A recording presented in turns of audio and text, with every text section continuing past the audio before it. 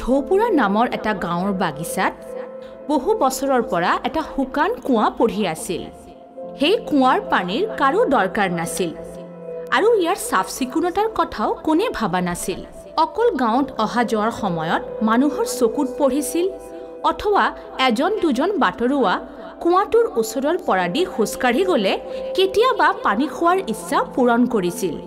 কিন্তু এবাৰ এটা অদ্ভুত ঘটনা ঘটিল।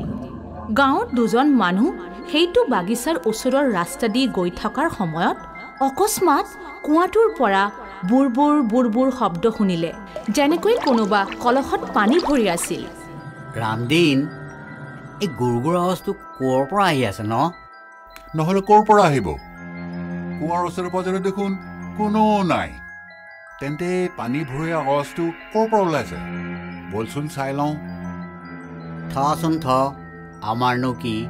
কি কথা কওঁ ভাইটি মোৰ? আমাৰ নিজৰ গাঁৱৰ কুঁৱা, চাবতো লাগিবই।